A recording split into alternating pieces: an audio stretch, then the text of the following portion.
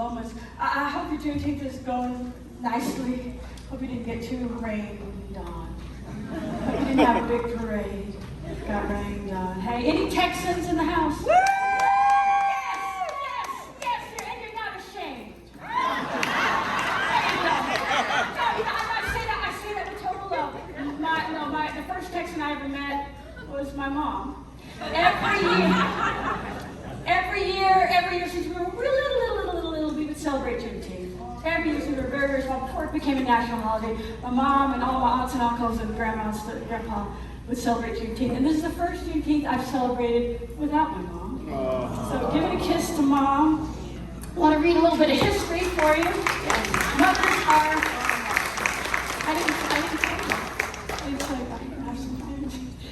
mothers are amazing things. So here's something from a little bit of history.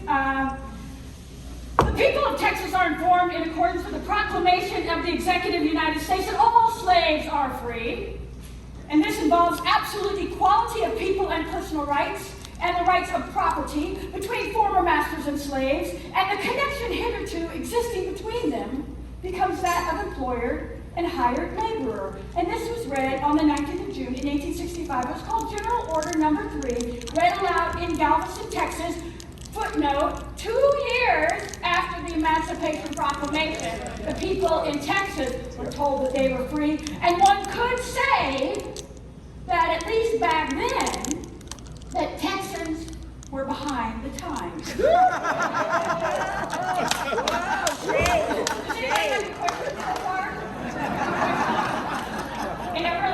Any question about anything, you know? Okay, I just thought I'd open it up a little bit. I was closed. I've been thinking, I've really been thinking.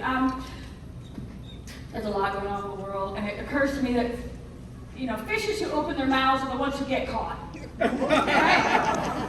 So I'm going to keep mine closed and see how that goes. And I'm not going to say nothing about nothing. Yeah, I'm not going to say nothing about nothing, because everything that needs to be said has already been said.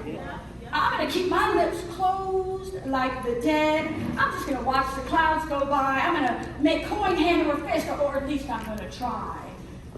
I'm not going to say nothing about nothing, because the people who talk are the ones who get caught. And the ones who get caught are the ones who get bought. And the ones who get bought are the ones who are fraught. And that's a whole lot. So I'm not going to say nothing about nothing. You have the right to remain silent, so they say. Ooh, but maybe I don't have the right to remain silent. Not these days. Maybe silent in this context is a luxury, the likes of which we cannot afford. So get on board, little children, get on board.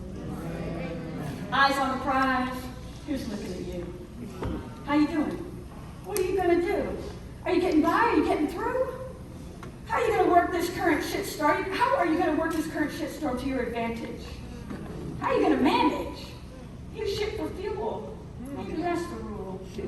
I was the creative writing student of James Baldwin way back in the day. OGJB. Woo!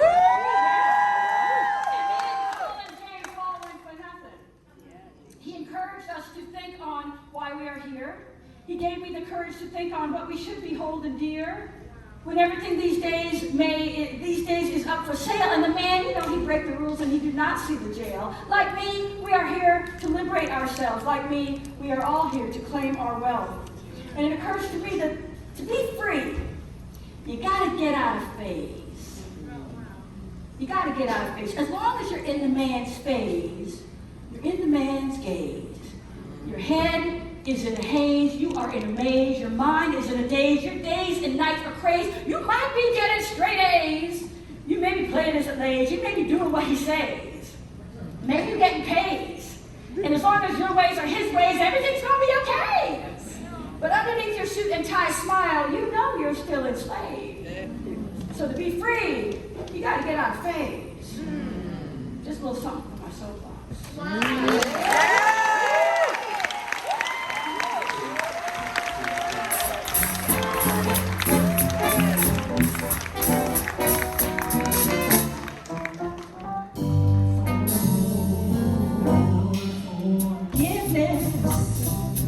Is something you can do.